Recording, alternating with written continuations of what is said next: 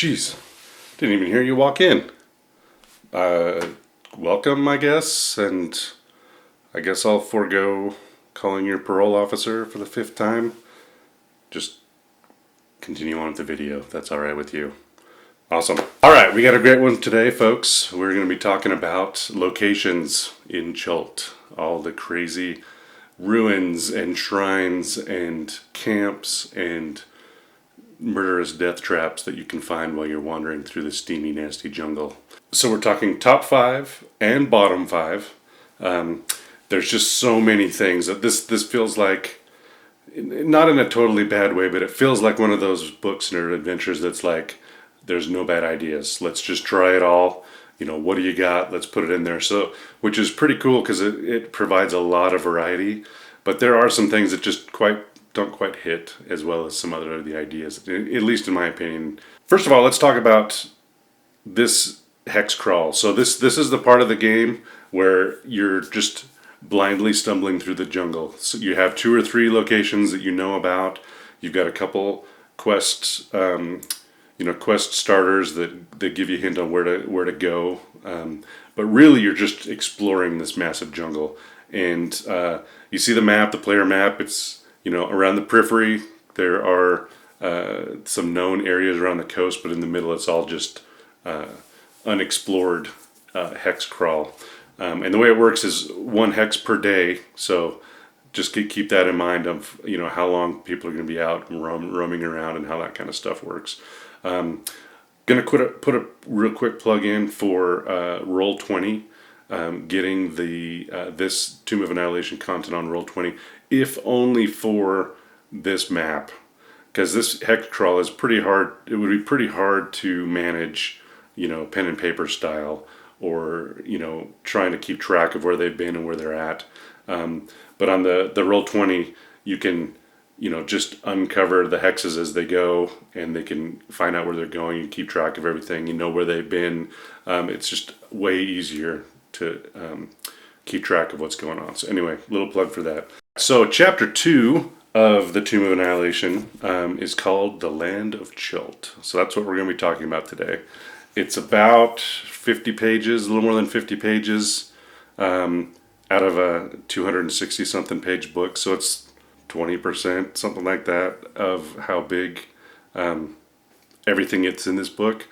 But so much of the adventure happens in this section. In our adventure, probably more than half of our sessions were spent in this kind of hex crawl exploring Chult area. So even though it's a fairly small part of the book, it's a lot of stuff, and you got to be really, really versed on all these locations, because this is a sandbox game. I mean, your players could go anywhere they want to go. And you got to be ready for everything. And there were probably a dozen times when my players threw me for a loop. And if I hadn't been studying 2 or 3 areas this way and 2 or 3 areas that way, it would have been a little awkward. But anyway, so through all that, let's get going with our lists. All right, so we're going to go back and forth. I'm going to start with the bottom side. So number 5 on my list is Orolunga. Now, this is a hard one because it's a really cool location, and there's some things that can be done, at least things that I kind of did in my campaign to make it a little bit more exciting. Because I mean it's this abandoned, kind of overgrown ziggurat pyramid out in the middle of the jungle, just kind of looms large over top of all the rainforest canopy.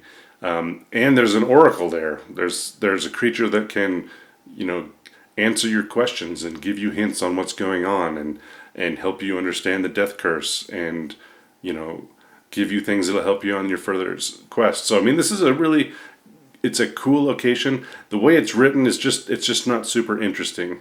There are 3 kind of trials that you have to roll through to get to the top. Some of them are little fetch quests. You got to find feathers. You got to find different things. There's a couple little light skill checks. It's just not super engaging. By this time, your characters have like plowed through dinosaur infested jungles for months, and they finally find this big one of the things that they're looking for, and it's just not super exciting. So I'm gonna do a series of all the areas and all the things that I kind of changed and upgraded. This one was definitely one that I upgraded. I kind of created some different trials. Created a kind of a fun player versus player where they had to fight each other in a virtual, kind of a virtual gladiator style. So it was kind of fun to see them duke it out against each other. And anyway, and then did a lot more to the Oracle and made that a lot more satisfying and things like that. Anyway, Orolunga, it's a really cool location. It's just the way it's written, and it's just not super engaging the way it's written. All right, let's go top. The fifth top area, Wormheart Mine. Now this is another one that is later in the game because it's so far away. I mean, it's way down towards the bottom of the map and not easy to get to. So there is a fun quest hook here. One of the guides that's available in Port Nyanzaro is the one-armed dwarf Hugh Hackenstone, and he's all about trying to save this mine, try to liberate it from what's there. He's a little coy about what is actually guarding it or what is taking it over, but he's very excited about getting you down there to help him do it. He's got some ways to get there. I worked around some ways to get there through some like teleportation things to get people down there, but really it's a slog to even get down there. But once you get there, it's a pretty cool place. The maps are fun. It's a 3-level kind of dungeon, cave, mine shaft that goes straight down. There's a mine car track that goes around, Indiana Jones and the Temple of Doom. And in the upper levels, there's some undead. There's some pretty scary undead, and then the rest of it's kobolds, but they're very ingenious, and they've come up with lots of traps and lots of boulders that come falling out of the sky. I really enjoyed the kobold inventors. They throw all kinds of weird stuff at you, from green slime to skunks to whatever else. So it's very interesting. And then of course you get to the bottom and there's a dragon. Always love when there's a dragon. It's a red dragon. It's a young red dragon. So it's not a party killer right at the start. But if ever you can add a dragon to your Dungeons and Dragons game, it's a good thing. A lot of fun there. I kind of sprinkled in a bunch of clues about things that are going on out in the jungles, and a little bit of lore. There is a cool tunnel here that supposedly goes from the Wormheart Mine all the way over to Hrakamar, which is like the Dwarven Forge, which is kind of cool.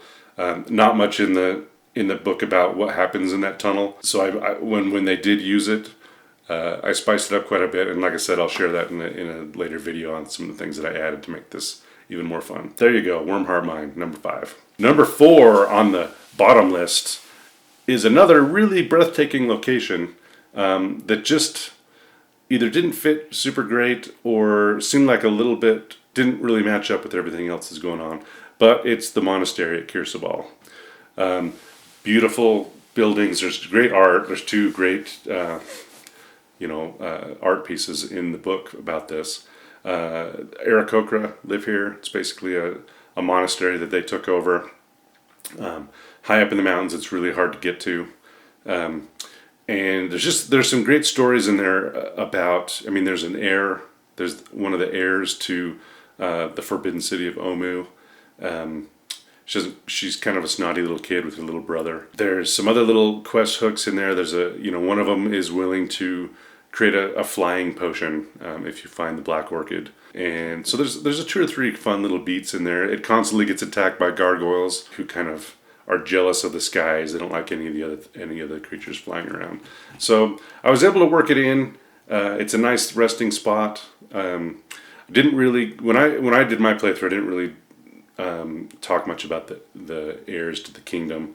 It just seemed at that point a little more complicated. This, like I said before, this adventure has a million hooks, and I don't know that they really expect you to use every single one of them. So I didn't really go into that very much. But other than that, it's a lot of exposition and things like that I just didn't think was great.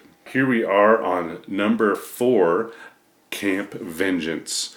All right, so the way this one's written, so it's a great little story. So there's these paladins that are coming to cleanse the land. Chult is full of undead, as I'm sure you've read in the papers, full of undead. They started out a camp further up the river and basically got overrun. They were not prepared. They did not fortify, and they got run down the rest of the river. So this is their attempt to build a proper fortification. And there's some intrigue that goes on in here. There's some player characters or some NPCs that you can pick up. It's a nice resting spot. In my campaign, I didn't allow long rests in the jungle, so my characters were always just thirsting for a resting. If you know what I mean. So it's just a nice little central location. Some of the things I did, I won't go into all the details, but I kind of created it more of a siege kind of an undead siege situation where they had to hold the fort through the night kind of thing, and craziness ensued. So there's lots of options on how to do it, and it's also a fun location to kind of build up as the campaign goes on. If they visit it again, maybe they add another wall, or they've moved it up the way, or they've built another stockade or something. It's just kind of a fun living world area that you can use. Camp Vengeance, gotta love it. Next on the crappy list is Needle's Bones. So this is another it's another chance to have a dragon in the Dungeons and Dragons campaign. This one is, there's a couple ways to find it. One, you can just stumble upon it, which is actually what my characters did. But there are 2 guides in town. They look a little not too trustworthy. But they have this map. They have the map to Needle's Bones, and they want your help getting there, and then they'll split the treasure with you, and then I would assume some sort of double cross would happen after that. But it's really just kind of a big crater in the ground, filled with water. The Needles was a dragon. His bones are strewn about in this, it's kind of a crater in the ground with water and this giant skeleton in it. And then there's like piranha fish in it. The little quippers are in there. If you search around in there, you can find where his lair was. There's kind of some acid on the wall, so you gotta decipher it. You get in there, and there's really not much in there. It's just a very, for a quest like this where you're getting companions, you're getting NPCs, you have this map and all that kind of stuff. More payoff would have been a lot better. So when I ran this, I substituted there's a fun little vignette in the Dragon of Icespire Peak. There's a kind of a dragon hollow that you go to. It's kind of a raised mound, and there's an old, tunnel system under it. So when I did it, I spiced it up a little bit, but as written, not super fun. This one's an interesting one. Not a ton of stuff goes on necessarily at this place, which was a waste. So, but it's such a cool place. It's called the Heart of Ubtao. So Ubtao is the deity that created Chult and created the dinosaurs and created all that kind of stuff. This is a big, massive rock that floats. I think it's 300 feet up in the air. It's moderately heart-shaped, and there's petrified trees on it, and their roots kind of come out the bottom. So it looks like, ventricles and veins and stuff coming out the bottom. And there's kind of a reddish iron water that drips out of it. So, it just looks like a heart floating in the sky. And it was a sacred place for a long time for the worshippers of Chult, and those have since gone away. So it's been taken over by a lich named Valindra Shadowmantle, and she works for the Red Wizards of Thay. Which is another plot stream that could be going on in this campaign. One of several dozen possible things that could be going on. There's just so much happening. I kept it in a little bit. I didn't really lean into it very much because I felt like we had enough going on. But she kind of is the gatekeeper. There's a teleportation circle here that can trans people to and from Thay as they come into town and they're searching for the death curse like everybody else. So she's interesting. She's obviously disguised as a beautiful elf, and then turns into her lich form when she wants to. She's got some zombies in the back to help her out. I used her much more as a fairly neutral NPC that was willing to help. I kind of built her as disinterested, but with a fascination with undead. So she just loved coming to Chult, and she was kind of ticked that she had to stay and guard the gate, as it were. But teleportation is so important and so useful in this land. So I kind of made her a gatekeeper if the players would bring her some, some sample of an undead that they had conquered or they had vanquished, some unique, zombie T-Rex or zombie gorilla or some crazy thing she'd never seen before. She would gladly trade that for the use of the teleportation circle. So that was a lot of fun. Just a cool, awesome little element here in this jungle. I love the you're hacking and slashing through the endless jungle, and you come upon these crazy sights, and those are one of my favorite moments as a DM and in character. You just see things you never would have thought you'd seen. Heart of Ubtao. Mezro is very important to one of the plot lines in Tomb of Annihilation. That is, it's just extra. Like I can't say anything different than it's just extra. Artist Sember is a character. I believe he's from another campaign, the Storm Giants or something like that. So he's a known entity. If you were to have played all these things beforehand, he's hiding out in Chult.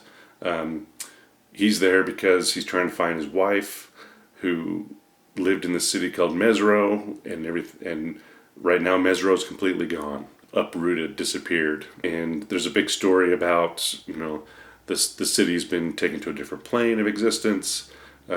He's trying to figure that out. I did work it into our campaign, but it's just the 30th theme, the 30th plot string that's going on. So didn't spend a lot of time on it. And Mezro's just boring.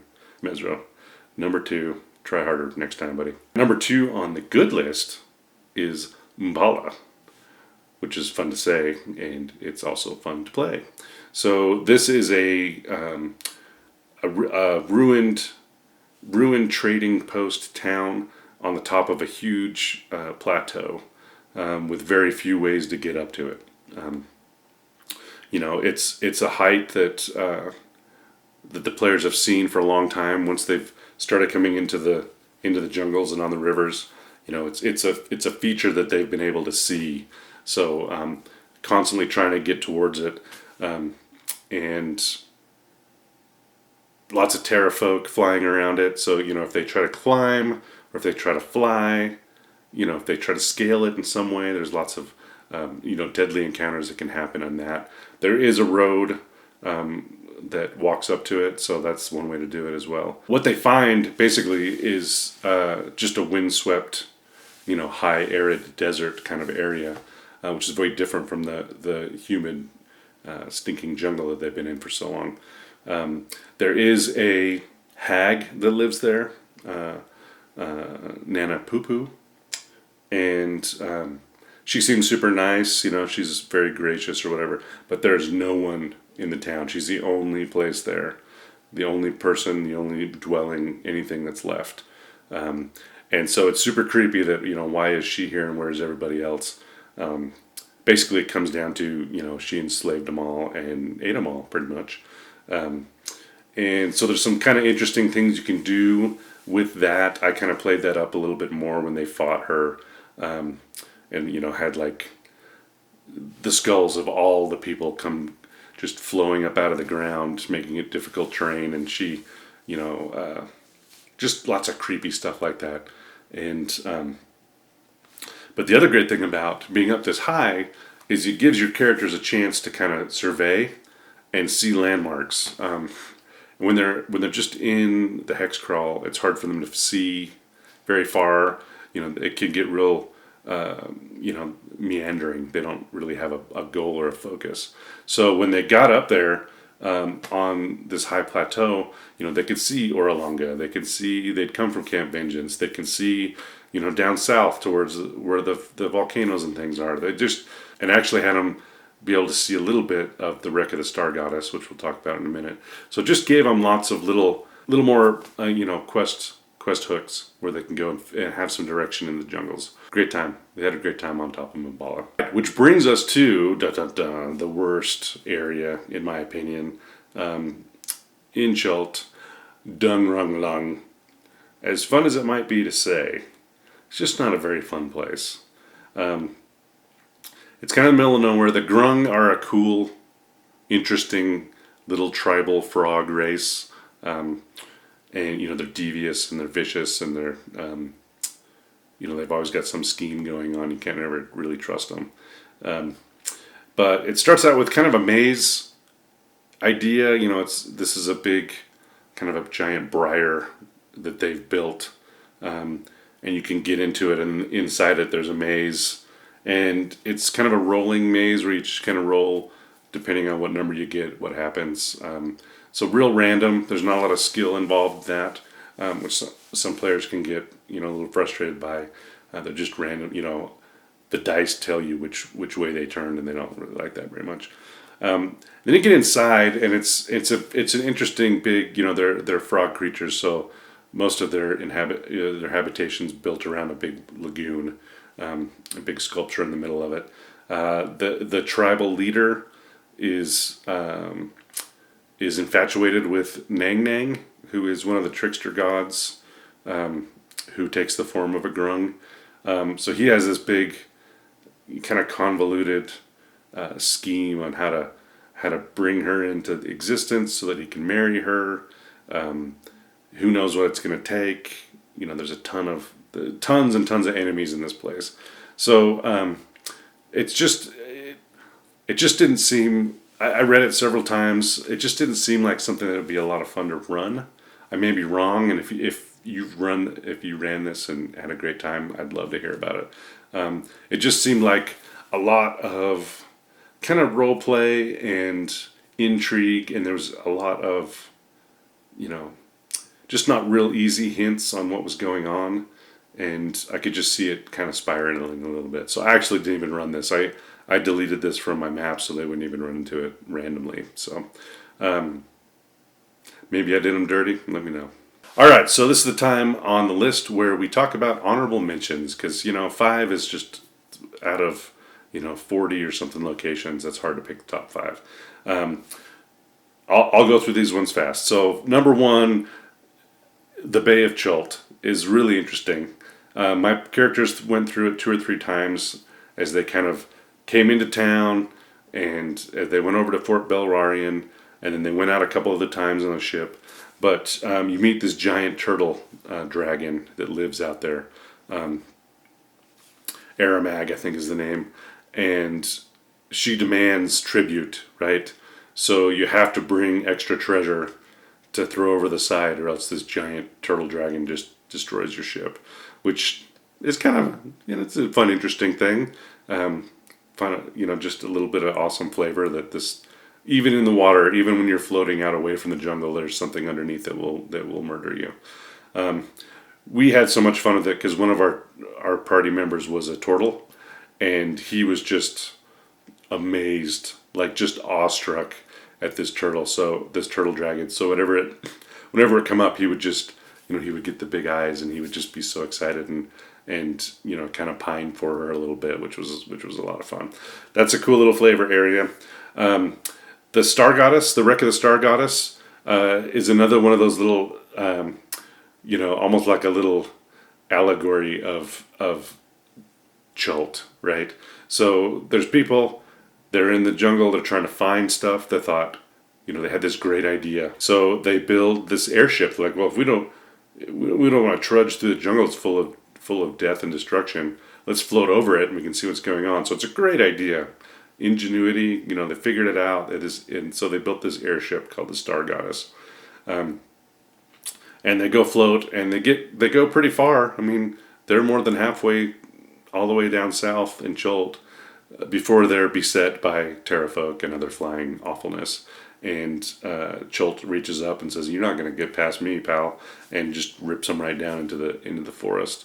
So this is basically a sprawling wreck that's on different levels in the canopy, which makes it a lot of fun. There's a lot of jumping and climbing up and climbing down and all that kind of stuff to get through this. And the thought is, the survivors of the wreck are there. They've been there for, water and food have run out a long time ago. They're starting to get sick and exhausted, and